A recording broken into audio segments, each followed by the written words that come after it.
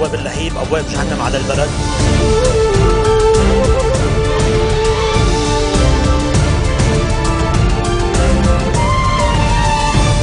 Bonjour à tous et merci de nous rejoindre sur Futur TV pour cette nouvelle édition de la rédaction. Voici les titres de ce journal. Alors que Washington et Paris se préparent à une frappe militaire contre le régime syrien, les experts en armes chimiques de l'ONU sont arrivés au Liban après 5 jours d'enquête à Damas.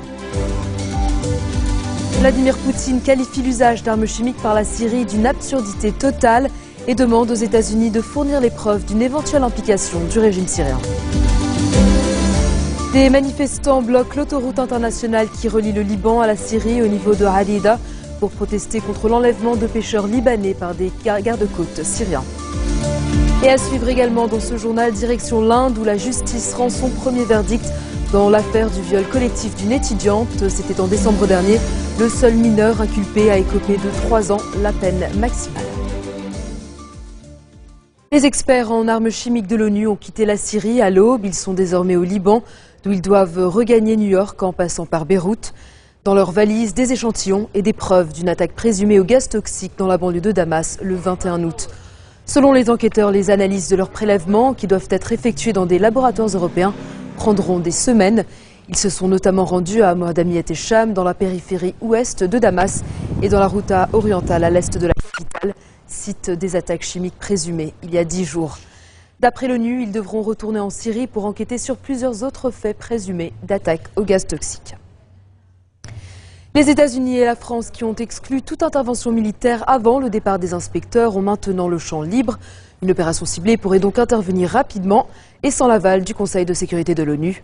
En dépit du non britannique de jeudi soir, Washington et Paris sont sur la même longueur d'onde. Le régime Assad doit être sanctionné. Pour Barack Obama, le monde a une obligation, s'assurer qu'il maintient la norme contre l'utilisation des armes chimiques. Le président américain a indiqué que son équipe examine un large éventail d'options, mais n'envisage aucune action militaire qui impliquerait des troupes sur le terrain ou une campagne à long terme. Moins précis sur la forme, François Hollande affirme toutefois que le massacre chimique ne doit pas rester impuni et n'exclut pas une intervention avant mercredi. Selon un sondage publié ce matin, près de 2 tiers des Français sont opposés à une intervention militaire en Syrie. Vladimir Poutine, lui, demande aux États-Unis de fournir la preuve que le régime syrien a bien utilisé des armes chimiques. Le président russe estime que si Washington ne montre pas ses preuves aux enquêteurs et au Conseil de sécurité, c'est qu'il n'y en a pas. Selon lui, l'interception de conversations quelconques par les services de renseignement américains ne peuvent pas servir de base pour la prise de décisions fondamentales, notamment le recours à la force contre un État souverain. Le chef du Kremlin a d'ailleurs qualifié d'absurdité totale ces accusations à l'encontre de Damas, assurant que les forces syriennes sont à l'offensive et cernent l'opposition dans plusieurs régions. Le régime syrien, quant à lui, accuse les États-Unis de brandir de fausses preuves concernant son implication présumée dans l'attaque chimique du 21 août. Une accusation qui intervient au lendemain du discours de John Kerry. Le secrétaire d'État américain a pris grand soin de s'appuyer sur un rapport des services de renseignement américains, citant les preuves de milliers de sources et montrant avec une forte certitude que Damas était bien responsable de l'attaque chimique. Quelques heures plus tard, le ministère syrien des Affaires étrangères a réagi dans un communiqué lu à la télévision officielle. Il a indiqué que les déclarations de John Kerry ne reposent que sur des mensonges diffusés par les rebelles. Il s'est dit étonné par le fait qu'une superpuissance trompe son opinion publique d'une manière aussi naïve. La réticence à une intervention en Syrie commence à se faire sentir outre-Atlantique. Selon les experts, un simple avertissement au régime Assad pourrait suffire. L'analyse d'Alexandre Adler. Donc rien de choquant à ce que l'on attende un peu, rien de choquant non plus à ce que les états-majors se concertent pour trouver la riposte adéquate. Mais on sent que la réticence est beaucoup plus importante aux États-Unis. Certains disent que ce qui a été envisagé est de toute façon un simple avertissement, puisqu'on va éviter tout ce qui pourrait conduire à un engrenage militaire. À partir de là, est-ce qu'on ne pourrait pas peut-être transformer l'essai de manière à ne pas compromettre totalement le tenu du G20 avec les Russes et la négociation, surtout à mon avis, la négociation nucléaire avec les Iraniens. Par exemple, oui, les Occidentaux pourraient dire, bon, peut-être que nous ne pourrions attendre à condition bien entendu que ça ne se reproduise pas, et peut-être que les Iraniens et les Russes pourraient nous donner des garanties qu'en cas de prochaine frappe chimique, oh là là, quel lapsus, eh bien, il y aurait une action commune de la communauté internationale. Ce n'est pas impossible que Russes et Iraniens, qui sont inquiets de ce qui se passe en Syrie, veuillent envoyer un petit message. En tout cas, c'est peut-être à cet espoir-là que s'accroche Obama, mais surtout, je pense qu'il a commencé déjà très discrètement des négociations avec les Iraniens sur la fin du face-à-face nucléaire. Ça se présente plutôt bien, car l'Iran est exsangue et il veut sortir de cette situation, veut voir la levée des sanctions. Il est évident que Rouhani serait affaibli par rapport au dur du régime et compromis par une nouvelle crise en Syrie qui, je le répète, beaucoup plus importante aux yeux des Iraniens que ne l'est la Syrie aux yeux des Russes. Les missiles qui seront tirés sur la Syrie dans le cadre d'une éventuelle frappe occidentale pourraient traverser l'espace aérien libanais. C'est ce que rapporte le quotidien As-Safir qui cite des sources militaires françaises selon lesquelles les tirs mettront le Liban au premier plan de l'intervention contre la Syrie. Le Bahreïn a d'ailleurs appelé ses ressortissants à éviter tout voyage au Liban pour des raisons de sécurité. Le Royaume du Golfe a aussi exhorté ses ressortissants présents au Liban à quitter le pays immédiatement.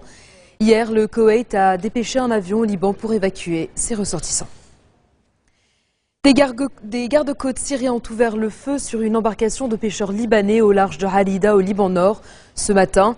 Selon le correspondant de l'Agence nationale d'information, ils ont ensuite contraint l'embarcation de les suivre vers une base navale syrienne. Un autre bateau de pêcheurs palestiniens aurait également été emmené en Syrie. Peu après, les habitants de Halida ont bloqué l'autoroute internationale qui relie le Liban à la Syrie avec des pneus pour protester contre l'enlèvement des pêcheurs. Ils ont menacé de mouvements d'escalade s'ils n'étaient pas relâchés. Le patriarche grec orthodoxe Yohanna Yazigi accuse la communauté internationale d'être responsable de la situation désastreuse au Moyen-Orient.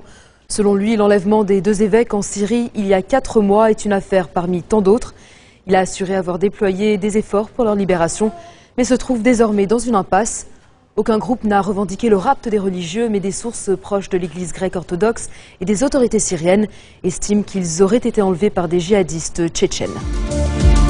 Pour la suite du journal, les Irakiens dans la rue à travers le pays pour dénoncer les retraites dorées accordées aux députés.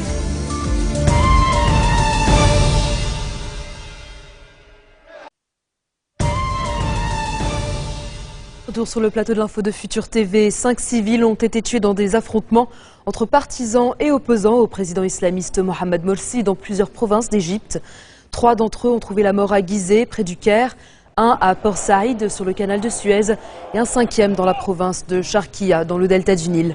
Des milliers de partisans de l'ex-chef de l'État ont défilé hier à travers l'Égypte pour dénoncer le coup de force des militaires qui ont destitué Morsi le 3 juillet. 2 policiers ont par ailleurs été tués dans le nord Sinaï, cette région instable à la frontière avec Israël et la bande de Gaza. Des islamistes armés ont multiplié les attaques ces derniers mois. En Irak, plusieurs milliers d'Irakiens ont manifesté à Bagdad et dans une dizaine d'autres villes du pays ce samedi. Ils dénoncent les indemnités et retraites dorées accordées aux députés. Les membres du Parlement irakien se sont octroyés des pensions pouvant atteindre 80% de leur salaire après seulement 4 ans au Parlement. À Bagdad, où les manifestations ont été interdites, quelques centaines de personnes sont quand même descendues dans la rue, malgré la présence massive de policiers et de soldats qui ont bouclé le centre-ville. À Nasiriyah, dans le sud, où un couvre-feu a été décrété à la mi-journée, la police a utilisé un canon à eau et a tiré des coups de feu en l'air et du gaz lacrymogène sur les manifestants. Direction l'Inde, où le premier verdict a été rendu dans le procès des 5 hommes accusés du viol collectif d'une étudiante à New Delhi. C'était en décembre dernier. Un tribunal a condamné le seul adolescent, âgé de 17 ans au moment des faits, à 3 ans de prison, la peine maximale autorisée. Une peine jugée trop clémente par la famille de la victime. Une vingtaine de manifestants rassemblés devant le tribunal ont également exigé une sanction plus sévère. Le procès des 4 suspects majeurs doit s'achever dans les prochaines semaines. Le 5e suspect adulte est lui mort en prison, apparemment d'un suicide. En bref, dans le reste de l'actualité de ce samedi, un ancien dirigeant des Serbes bosniaques, Momčilo Krajinčnik, a été accueilli en héros par plusieurs milliers de ses partisans à Pale, en Bosnie. Condamné pour crime de guerre, il a été libéré par anticipation après avoir purgé 2 tiers de sa peine de prison, une peine de 20 ans. Il a invité ses compatriotes à tendre la main à ceux qui souhaitent la réconciliation. Il avait été arrêté en avril 2000 lors d'une opération des forces internationales sous le coup d'une inculpation secrète du tribunal pénal pour l'ex-Yougoslavie. Nelson Mandela, toujours hospitalisé dans un hôpital de Pretoria. L'état de santé de l'ancien président sud-africain reste critique mais stationnaire avec des hauts et des bas. Souffrant depuis déjà quelques jours, Madiba avait été hospitalisé aux premières heures du 8 juin pour une énième récidive d'une infection pulmonaire dans un état qualifié de grave. Il avait alors frôlé la mort. La présidence a par ailleurs démenti des informations de presse selon lesquelles Mandela serait sorti de l'hôpital et rentré chez lui à Johannesburg. Et puis des centaines de Brésiliens ont battu le pavé à travers le Brésil, bloquant les transports publics. Ils ont dénoncé en particulier la corruption des gouvernants. À Rio de Janeiro, ils ont protesté contre la mauvaise gestion des élites politiques locales. À Sao Paulo, la protestation a pris un tour plus violent. Les manifestants ont saccagé une grande agence bancaire. Ils s'en sont également pris à la télévision nationale Globo TV. À un an de la présidentielle, ces manifestants entendent maintenir la pression sur le gouvernement. Direction la République démocratique du Congo où les troupes gouvernementales ont repris le contrôle de collines stratégiques qui surplombent la ville de Goma dans l'est du pays. Après une semaine d'affrontements qui se sont intensifiés mercredi et jeudi, les rebelles du M23 ont annoncé qu'ils se retiraient de la ligne de front au nord de Goma. Cette fois, les forces armées de la RDC étaient soutenues par une nouvelle brigade d'intervention des casques bleus de l'ONU. Selon des diplomates, les Nations Unies ont des informations crédibles sur un soutien de l'armée rwandaise au M23 dans ces combats. Accusé de soutenir les rebelles, le Rwanda a menacé de riposter contre l'armée congolaise. Membre non permanent du Conseil de sécurité depuis le 1er janvier, Kigali a également bloqué une proposition franco-américaine de sanctions contre 2 responsables du mouvement rebelle. Réaction. On ne peut pas juger les Nations Unies uniquement sur ce qui se passera ici. Mais nous sommes quand même optimistes qu'effectivement nous sommes en train de mettre en place quelque chose d'un peu différent de ce qui était fait jusqu'ici. Et pour le moment, nous pensons que ça va marcher. Pour qu'on ait une véritable négociation, que les demandes du M23 soient un peu plus raisonnables. Mais la porte à la négociation est ouverte à tout moment. Mais si la négociation ne peut pas aboutir, bien sûr, la FIB est là pour mettre la pression. C'est un peu la carotte et le bâton. Nous sommes fatigués avec cette guerre et nous voulons que la MONUSCO et la brigade qu'ils ont envoyée qu'ils puissent réagir. Parce que si Ban Ki-moon il est en train de nous dire et nous consoler, attendons, nous sommes en train de prendre des stratégies, c'est parce que ce n'est pas sa femme qui est violée ici, ce n'est pas ses enfants qui sont en train de mourir, c'est pourquoi ils sont en train de nous dire attendre. Actuellement, vraiment, la population est en colère parce que elle est embarrassée. Elle ne sait pas si elle va pour la guerre, elle doit se préparer à subir la guerre ou si elle doit s'attendre à la paix. Finalement, elle devient un peu statique. Elle ne sait plus bien planifier, elle ne sait plus bien organiser sa vie. Et c'est ce qui crée maintenant ces sentiments-là de colère.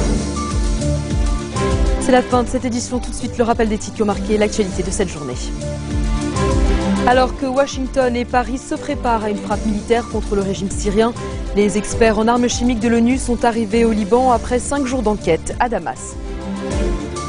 Vladimir Poutine qualifie l'usage d'armes chimiques par la Syrie d'une absurdité totale et demande aux États-Unis de fournir les preuves d'une éventuelle implication du régime syrien. Des manifestants bloquent l'autoroute internationale qui relie le Liban à la Syrie au niveau de Halida pour protester contre l'enlèvement de pêcheurs libanais par des gardes-côtes syriens. Et puis la justice indienne rend son premier verdict dans l'affaire du viol collectif d'une étudiante. C'était en décembre dernier. Le seul mineur inculpé a écopé de 3 ans de prison, la peine maximale. Merci de votre attention. Retrouvez-nous tous les jours à 16h40 heure de Beyrouth. Vous pouvez également nous suivre en ligne sur notre site web ou en téléchargeant notre application mobile. Excellente suite de programmes sur notre antenne. Vous retrouverez Serge Berberi à la barre du prochain JT. Bonne soirée.